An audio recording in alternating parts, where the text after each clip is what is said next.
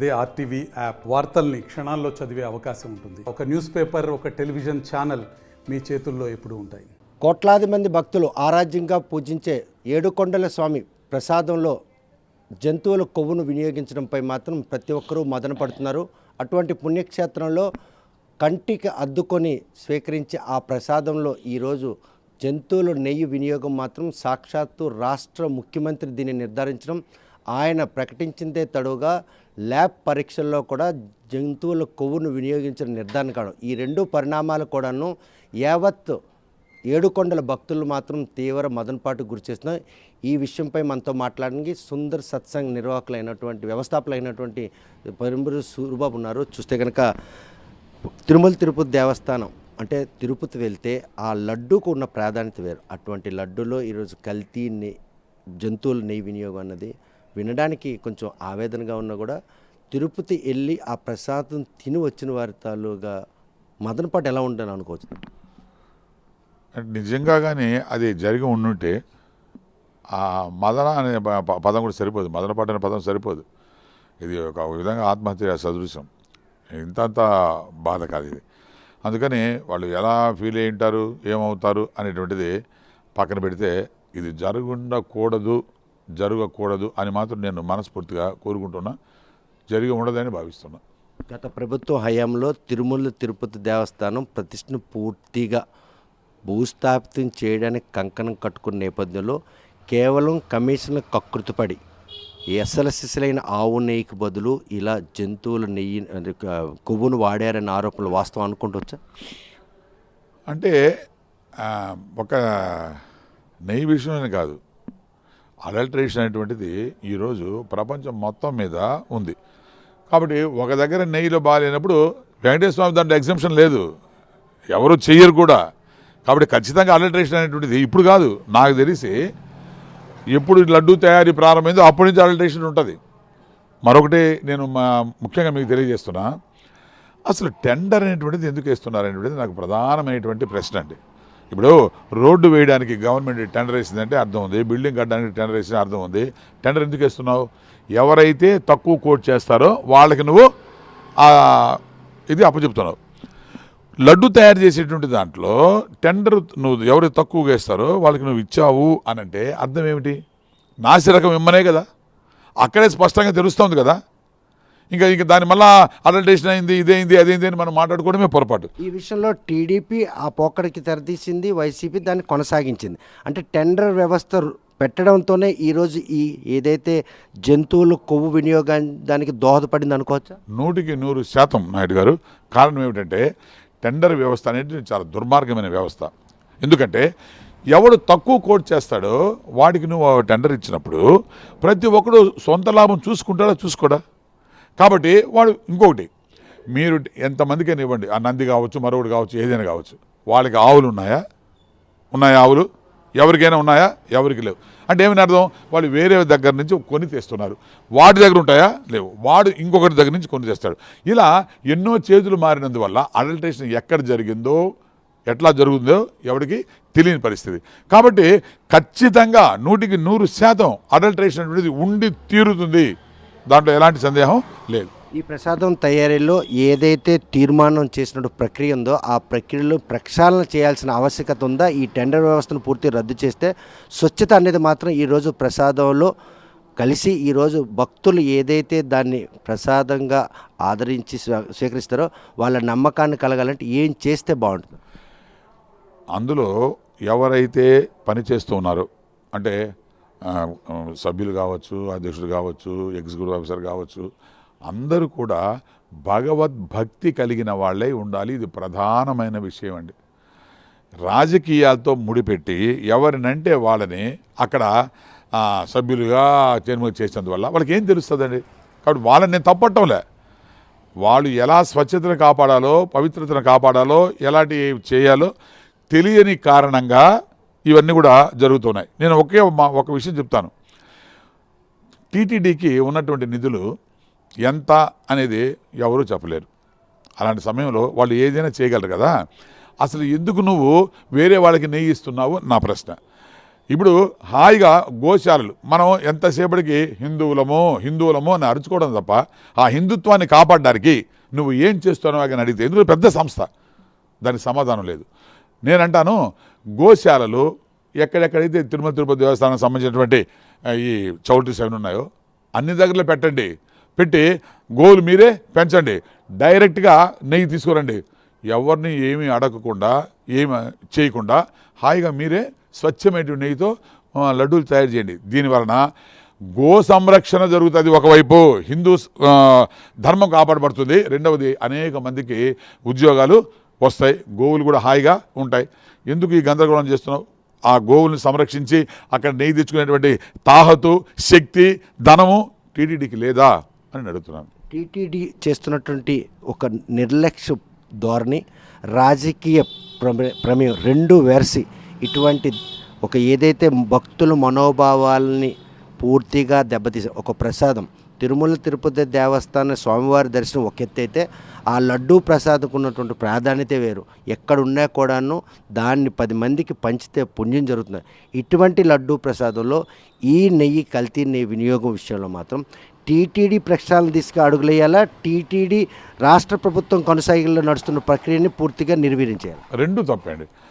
ఒకటి ఏంటంటే టీటీడీ అనేటువంటిది ప్రత్యేకమైనటువంటి సంస్థగా నిర్ణయించబడాలి. అలాగే ప్రభుత్వాన్ని యొక్క అధీనంలో పని చేయకూడదు, అప్పుడు వాళ్ళు స్వయం నిర్ణయాలు తీసుకుంటారు. ఉదాహరణకి మీకు కేరళలో మనకు ఆయుబుసం ఉంది, అక్కడ కూడా లక్షలాది మంది భక్తులు వస్తారు, అక్కడ ప్రసాదాలు తయారు. ఎప్పుడైనా ఇలాంటిది వచ్చిందా? ఎందుకు రాలేదు? రాజకీయాలతో సంబంధం లేదు, ప్రభుత్వం యొక్క జోక్యం లేదు, కాబట్టి వాళ్ళు హాయిగా చేసుకుంటారు. ఇక్కడ మనకేంటంటే అడుగడుగున ప్రభుత్వ జోక్యంతో రాజకీయ మయం చేసిన కారణంగా ఇది ప్రక్షాళన దిశగా పోవాల్సిందే, రెండు వైపులుగా పోవాల్సిందే. మరో ఆరోపణ కూడాను గత ప్రభుత్వ హయాంలో ఎవరైతే మాజీ ముఖ్యమంత్రి కన్వర్టెడ్ క్రిస్టియన్, అదేవిధంగా TTD board chairman Subbareddy convert Christian, వీరి తాలూకా ఈ మత సంబంధించినటువంటి ఇంపాక్ట్ కూడా స్వామివారి తాలూకు ప్రతిష్టను దెబ్బతీసే విధంగా వాళ్ళు వ్యవహరించడంతోనే ఈరోజు లడ్డూ ప్రసాదంలో జంతువులు కొవ్వును వినియోగించడానికి ప్రోత్సహించారు. అంటే నేను అది వేరే మతమైనంత మాత్రాన ఇంత దుర్మార్గానికి దిగజారుతారని అనుకోనండి. ఇప్పుడు మనం ఉన్నాం హిందువులు, ఎంతసేపటికి పరమత సహనం అంటాం కదా. మనం చర్చిల మీద కానీ లేకపోతే మసీదుల మీద మనం వెళ్తామా? వాళ్ళ యొక్క మనోభావాలు దెబ్బతీసే ప్రయత్నం మనం చేస్తామా? కాబట్టి అధికారంలో ఉన్నా కూడా ఇంత మీరు అన్నట్టుగా ఇంత పవిత్రమైనటువంటి ప్రపంచవ్యాప్తంగా ప్రాణం పెట్టేటువంటి భక్తులు ఈ లడ్డూ వ్యవహారంలో దాని ప్రతిష్ట దిగజార్చి ఇంత నీచానికి వాళ్ళు దిగజారుతారు అని మాత్రం నేను భావించట్లేదు. ఒకవేళ దిగజారి ఉంటే అది బహిరంగంగా ఉరిశిక్ష వేయాల్సినటువంటి నేరం, అది ఉరిశిక్ష నిర్ధారణ కూడా చేయబడింది. ఏదైతే ల్యాబ్ రిపోర్ట్ ఆధారంగా అందులో చేప కొవ్వుకు సంబంధించిన నూనెతో పాటు జంతువుల కొవ్వుకు సంబంధించిన నూనె కూడా వినియోగించిన నిర్ధారణ అయింది. ఈ నిర్ధారణ అయిందంటే టీటీడీ బోర్డు మెంబర్ల తాలూగా నిర్వాహకంతో పాటు చైర్మన్ కనుసైగల్లో రాష్ట్ర ప్రభుత్వం ఆదేశాల మేరకే ఈ కల్తీ జరిగిందని అనుకోవచ్చు. ఖచ్చితంగా 100%. దీంట్లో అందరినీ బాధ్యులు చేయాల్సిందే. ఎందుకంటే ప్రభుత్వం తరఫున ఉన్నటువంటి అధికారులు, అక్కడ పనిచేసేటువంటి వాళ్ళు నన్ను అడిగితే, ఇప్పుడు మన ఇంట్లో మనం వంట చేసుకుంటూ ఉంటే మీరు నూనె తీసుకుని వచ్చి వేరేది ఇవ్వండి, ఇంట్లో ఉండేటువంటి ఇల్లాలు ఖచ్చితంగా ఏమయ్యా నూనె మార్చావే అని అడుగుతారు ఆ వాసన చూసి. ఇంతమంది లడ్డూలు ఇన్ని సంవత్సరాలుగా చేస్తున్నారు కదా, వాళ్ళకి కనీసం ఇది అడల్టరేషన్ అయింది అనే స్మెల్ కూడా వాళ్ళు పట్టలేకపోయారా? ఇది నాకు పెద్ద అనుమానంగా ఉందండి. వాళ్ళది భాగస్వామి ఉన్నట్టు అనిపించవచ్చు కదా. అంతే కదా. ఇంకా ఇప్పుడు ఇన్ని రోజుల నుంచి అడల్టరేషన్ జరుగుతూ ఉంటే ఖచ్చితంగా మీకు వాసనలు తేడా తెలియాలి. ఇంత ఏదైనా ప్రలోభాలకు పడిపెట్టి ఇది బయటికి రాకుండా మీ పని మీరు చేయండి అనే గైడ్లైన్స్ ఇచ్చారేమో. ఉండొచ్చు, ఎందుకంటే ప్రలోభం లేనిది ఎక్కడండి ఈ ప్రపంచంలో. కాబట్టి ప్రలోభాలకి దిగజారుతున్నారు కాబట్టి మతాన్ని కూడా పణంగా పెట్టి దేవుణ్ణి అడ్డం పెట్టుకొని ఈ దరిద్రపు రాజకీయాలు, ఈ దరిద్రపు వ్యాపారాలు జరిగేటువంటి స్థితికి దిగజారుతున్నారు కాబట్టి ఇలాంటివన్నీ వస్తున్నాయి. లేకపోతే వచ్చేందుకు అవకాశం లేదు. 120 సంవత్సరాల తర్వాత ఈరోజు పరిపాలన రాజధాని లేకపోయినా విజయవాడ నుండి రాష్ట్ర వ్యాప్తంగా పరిపాలన కొనసాగుతున్న నేపథ్యంతో పొడమేరకు సంబంధించిన వాగు పొంగి విజయవాడలో ఆ విపత్తుకు ఇటువంటి పరిణామాలే కారణం అనడానికి అక్కడ ప్రత్యక్షంగా చూశారు. ఆ ప్రజలు ఎటువంటి నానా వ్యవస్థలు పడుతున్నారు. రోజుల తరబడి బాహ్య ప్రపంచం దూరంగా సర్వస్వం కోల్పోయే పరిణామాలు ఉన్నాయి. ఇటువంటి తప్పిదాలే అటువంటి ప్రకృతి వైపరీత్యాల కారణం. 100% ఎవరికి అన్యాయం జరిగిన వ్యవహారం వేరు, కానీ సాక్షాత్తు భగవంతునికే మనం అన్యాయం చేసి భగవంతుని యొక్క ప్రాంతాల్లో మనం పాపాలు చేస్తే భగవంతుడు క్షమిస్తాడండి. అది ఏదో ఒక విధంగా ఆ పరిణామం ఖచ్చితంగా ప్రకృతి వైపరీత్యాల ద్వారానే అది బయట పడుతుంది. కాబట్టి ఇది తప్పనిసరిగా మానవుడు చేసినటువంటి తప్పిదాలతో పాటు భగవంతునికి మనం చేసేటువంటి ఈ దుర్మార్గ చర్యలు ఏవైతే ఉన్నాయో వాటి బలంగానే ఈ యొక్క దుర్మార్గాలని మనం ఎదుర్కొంటూ ఉన్నాం. ప్రస్తుతం చూస్తే కూటమి ప్రభుత్వం కొలువు తీరిన 100 రోజుల తర్వాత ఈ విషయాన్ని బాహ్య ప్రపంచానికి ముఖ్యమంత్రి చంద్రబాబు నాయుడు చెప్పిందే తడుగా ప్రసాదం తాలూకు నమూనాను పరీక్షలు చేయించడం, అది నిజంగా అక్కడ జంతువుల కొవ్వుతో చేసిన నూనెతో చేసిన నిర్ధారణ కాదు. ఈ పరిణామాలన్నీ చూస్తుంటే ఈ 100 రోజుల్లో వీరికి ఈ విషయం అసలు పసిగట్టలేపారు. అంటే ఇవి కూడా రాజకీయాలతో ముడిపడినటువంటివండి. ఎందుకంటే అసలు ఆ లడ్డు మీదకి ఎందుకు వెళ్ళాల్సి వచ్చింది, దాని వెనక ఎవరున్నారు, ఎవరు చెప్పారు ముఖ్యమంత్రికి, ఇవన్నీ ఉంటాయి. అంతేకాకుండా ముఖ్యమంత్రి డైరెక్ట్గా దీని గురించి ఒక ప్రకటన చేసేసి అందరి మనోభావాలు దెబ్బతీయడం కంటే కూడా నన్ను అడిగితే అసలు ఎప్పుడైతే ఇది మీరు అంటే ల్యాబ్ రిపోర్ట్లో కొద్దిమంది అది బాగుంది అంటున్నారు, కొంతమంది ల్యాబ్ రిపోర్ట్లో అగ్నిస్ట్ అని చెప్తున్నారు. కాబట్టి మనకేం తెలియదు ఆ విషయం, ల్యాబ్ రిపోర్ట్ ఏది కరెక్టో తెలియదు.